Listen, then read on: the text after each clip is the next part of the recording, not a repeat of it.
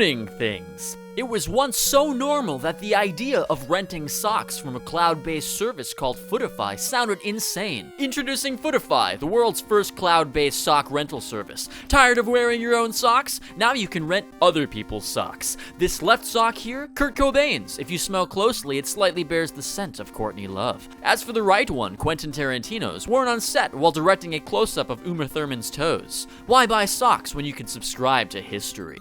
Order now! But seriously, you ever notice how Gen Z owns absolutely nothing? Like, not metaphorically, I mean literally. Only 1 in 4 of us actually has a house. DVDs are a thing of the past, and books have been replaced by your Kindle. And hardware becomes licensed software, with access open only with a monthly subscription. Everything's a subscription. Even your freaking mom now has a Patreon. Hey, how do you know? It's not important. Pretty soon we won't even have our own cars anymore. I was on my phone recently. Actually, I'm always on my phone.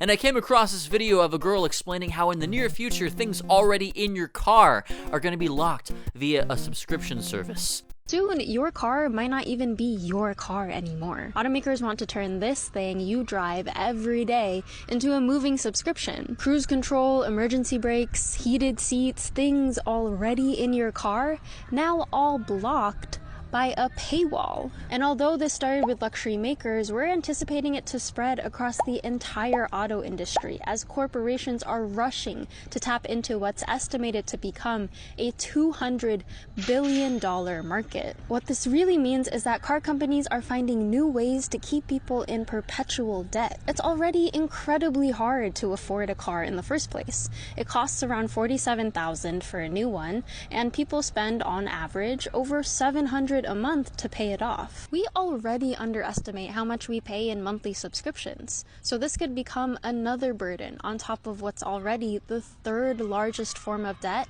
in America. There are so many subscription services that I have myself, which I don't even keep track of because they're so fucking. I have the Adobe Suite for $60 a month, Shopify for $30, Amazon Prime for $15, Netflix for $17. After a while, you look at all of these services and recognize that it's just slop that nobody with a real conscience would want to subject themselves to. And not to mention that generative AI is getting so good at slop content creation that pretty soon there won't even really be a reason for corporate slop anymore because you can just generate it yourself anyway.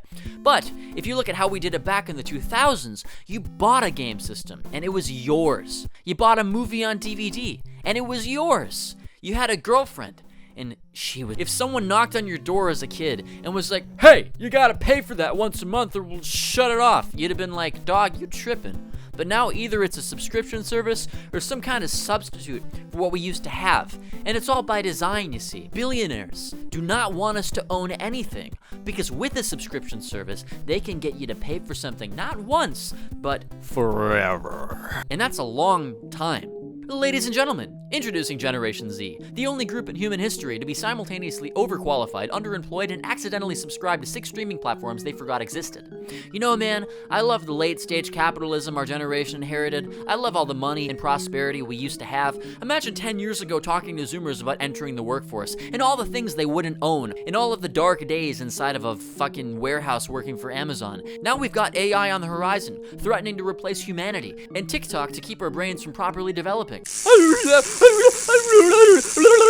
Hey kid, imagine being broke, lonely, rent burdened, and existentially lost, and somehow still managing to post an aesthetic iced matcha in a $90 tumbler cup to Instagram while paying $14.99 a month for Spotify Premium for the privilege of crying to Radiohead on the train because you can't fucking afford it! I'm sorry.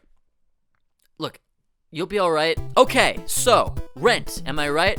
I used to live in Boston, and I've occasionally played with the idea of moving back to the US because I'm a masochist who loves frustration. Yeah! So let's go ahead and look at apartments in the Boston area to see what's up with the prices. Maybe I could return.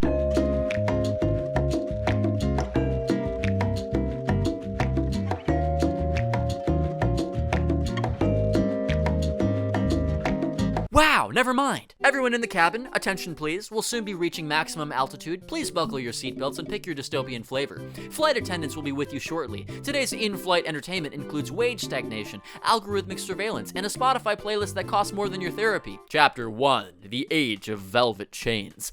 Obviously, you don't own your house. You have an apartment, which you lease. According to Zillow, almost 60% of Gen Z renters spend more than 30% of their income on rent. So you can either live in a one-bedroom in a city where the trash is on fire, or move back in with your parents and listen to your dad give you ideas on what to do. Hey, son, have you ever sold your art as NFTs? Yes, and soon I'll be selling a GIF of me spiraling into debt. Ha ha ha ha. If I were a boomer, I would say this is my GIF to you. Okay, get out. Hey, asshole, did you know? The average Zoomer has 7 subscriptions and spends about $940 a year on them. That's almost $1,000 to rent the illusion of a lifestyle. Music, shows, dating apps, cloud storage, AI filters, therapy apps, and prawn. Some Zoomers are now literally renting out their own stuff to make ends meet. According to Wired, some people are making up to $36,000 a year letting strangers borrow their speakers, t-shirts, and kitchen gear. Footify's not sounding like such a bad idea after all, huh? You used to flex by owning things. Now you flex by accessing them, because Gen Z isn't poor in the classic sense. For all you know, we can rent a Tesla for the weekend and pretend to live the lifestyle of Elon Musk. Because yeah, don't you love this guy? Ugh. But when it comes to actually owning anything, time to go to bed and dream, baby. Yeah, motherfucker. Awesome. Oh, man. So get this. Way back in 1999, this economist named Robert Frank wrote a book called Luxury Fever. A book which, by the way, I can't afford. Because of course I can't afford the book about not affording things. But thanks to my ethical means of finding stuff, I learned that in it, he basically predicted the plight of modern life with terrifying accuracy. His whole point was, when rich people start blowing stacks on visible luxuries, like mansions, Lamborghinis, weird $900 sweaters that give me more anxiety than the ones my grandmother used to get me for Christmas, all the normies down the income ladder start feeling like they have to keep up. Not because it makes anyone happier, but because the flex has become the standard. Except for me. I probably haven't gone shopping seriously since the 10th grade. So Robert calls it conspicuous consumption, which is econ speak for trying not to look poor. Remember, this is in 1999, 26 years ago, before now. So we had no idea that social media would become the social teacher of a generation. But even people who aren't rich start spending like they do, working longer hours, racking up debt, and convincing themselves that a new purse will fix their broken soul. Spoiler, it won't. And the kicker is that all the energy we pour into chasing lifestyle aesthetics, which could have gone into, I don't know, functioning infrastructure. We're not bankrupting people over ambulance rides. Chapter 2. Hewaboke. While I was doing my usual deep digging on the internet, I came across this Japanese guy named Mikiya Takase. He's pretty popular on the Japanese net, usually posting himself, giving his 2 cents on social issues. Kinda sounds like somebody you know, doesn't it? And in this one video, he tore into our generation's nihilism, saying not only are young people weak, but that we've been domesticated due to having been raised in peace and safety and convenience for so long. I have brought peace, freedom, justice, and security to my new empire. Everything is convenient, right? I don't have to get up and go to Sam Goody to buy CDs or whatever. So now, I can go ahead, eat some McDonald's, and listen to anything my heart desires on my car radio. I mean, we're not stomping around like post-World War I factory titans from the silent or greatest generations, and neither were we forged in a crucible. We were just microwaved in a boomer-built, dopamine-safe padded cell, then handed a cell phone and told to figure out our identities while they panicked about the economy. But Mikiya has a cool theory, alright? In Japanese, he calls our generational malaise Hewaboke, or peace fatigue. I mean, when a society is too stable for too long, people don't collapse from the traditional things like violence at first. They dissolve. When the world feels rigged like it does for us, the only thing left for us to do is to control the most insignificant things, because that's all we can. And the double whammy is not only are we being domesticated by convenience, but kids today, Mikiya says, don't have immunity to being scolded. And instead, we take it out on people we don't like on Twitter. You know who you are. And the result is that no one ever built up resilience to basic correction. And so we hide in our own little worlds because it feels easier, and as a result, the anxiety becomes a great benefit to the rental business model of these giant corporations. But here's the twist. Mr. Mikiya doesn't blame Gen Z. He blames the adults. Woohoo! Boomers traded discipline for dopamine, and now wonder why we don't pay the bill for a party we never went to, when they're the ones who raised us in the wake of their hedonism. They turned childhood into a consumer experience. Happy Meal toys, fast food chains selling entertainment directly to children with a toy-fueled dopamine drip. A meal becomes a marketing funnel. TVs as a babysitter. Saturday morning cartoons built entirely around selling action figures. Watch the show, kid, then buy your identity. Or back-to-school shopping as an event. A mini Black Friday to rebrand your kid for the school year. And now they complain that we act like mindless consumers, addicted to our phones and services? Excuse me?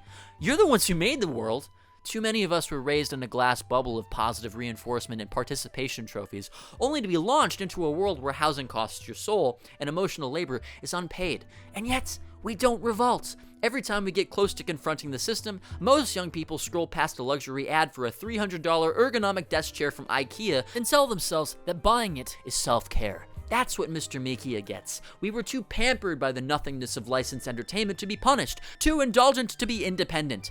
So maybe the solution isn't a revolution. Maybe it's just a quiet reset. Own more, rent less, print your photos, cook your food, buy the game if you can, own the records, turn your life into something that doesn't disappear when the trial ends, because we don't need more services. And as always, Scrotly Mutley.